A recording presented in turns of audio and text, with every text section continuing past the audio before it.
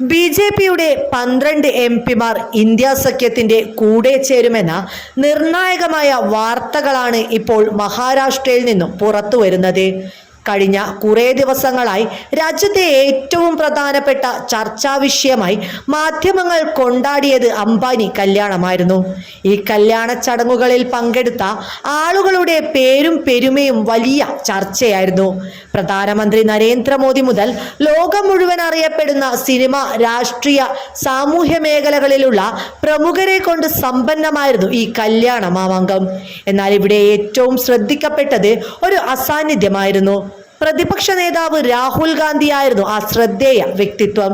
വിശിഷ്ടാതികളിൽ ഒരാളായി അതീവ പ്രാധാന്യത്തോടെയുള്ള ക്ഷണം ലഭിച്ചിട്ടും രാഹുൽ ചടങ്ങിൽ പങ്കെടുക്കാത്തത് രാഷ്ട്രീയ നിരീക്ഷകരെ അടക്കം ഞെട്ടിച്ചിരുന്നു. കോർപ്പറേറ്റുകളുടെ പോപ്പായ മുകേഷ് അംബാനിയുടെ അത്യാർഭാട കല്യാണത്തിന് പങ്കെടുത്താൽ അത് താൻ ഉയർത്തിയ നേരിന്റെ രാഷ്ട്രീയത്തിന് മേലുള്ള ഒരു പുഴുക്കുത്തായി മാറുമെന്ന് മനസ്സിലാക്കിയ രാഹുലിന്റെ സമാനതകളില്ലാത്ത നിശ്ചയദാർഢ്യത്തിന്റെ തെളിവായി മാറുകയായിരുന്നു ദൃഢത താഴ്ന്ന ഈ തീരുമാനം.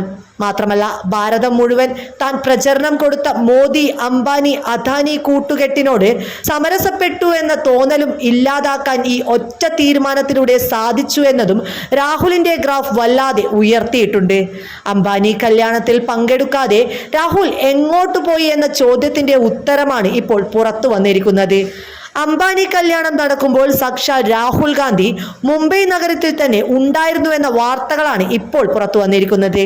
കല്യാണത്തിൽ പങ്കെടുത്ത ഇന്ത്യ മുന്നണി നേതാക്കളായ മമതാ ബാനർജിയും അഖിലേഷ് യാദവും തേജസ്വിയും സ്റ്റാലിനും ഉൾപ്പെടെയുള്ളവർ മുംബൈയിൽ തമ്പടിച്ചത് രാഷ്ട്രീയ ലക്ഷ്യം മുന്നിൽ കണ്ടായിരുന്നുവെന്നും വ്യക്തമായിരിക്കുകയാണ്. രാഹുൽ ഗാന്ധിയും മമതയും സ്റ്റാലിനും തേജസ്വിയും അഖിലേഷും അടക്കമുള്ള രഹസ്യയോഗം ചേർന്ന് 12 ബി.ജെ.പി എം.പിമാരെ തങ്ങളുടെ പാളയത്തിൽ എത്തിക്കാനുള്ള വലിയ കരുനീക്കം നടത്തിയ വാർത്തയാണ് പ്രേക്ഷകരുമായി പങ്കുവെക്കാനുള്ളത്. ഒരിടത്ത് കല്യാണം, ഒരിടത്ത് പാലുകാച്ചൽ എന്ന പോലെ ബി.ജെ.പിയുടെ അടപ്പൂരുന്ന നിർണായക യോഗത്തിനാണ് മുംബൈ സാക്ഷ്യം വഹിച്ചത്. മമതയായിരിക്കും ഈ നീക്കത്തിന് ചുക്കാൻ പിടിക്കുന്നത്. 12-ൽ 5 എം.പിമാർ ബംഗാളിൽ നിന്നായിരിക്കുമെന്ന വ്യക്തമായ സൂചനയും പുറത്തു വരുന്നുണ്ട്. വൻ വിജയം നേടി താരപരിവേഷം നേടിയ രാഹുൽ ഗാന്ധി ആ സുഖ ശീതളിമയിൽ വിരാജിക്കാൻ ഒരുക്കമല്ല.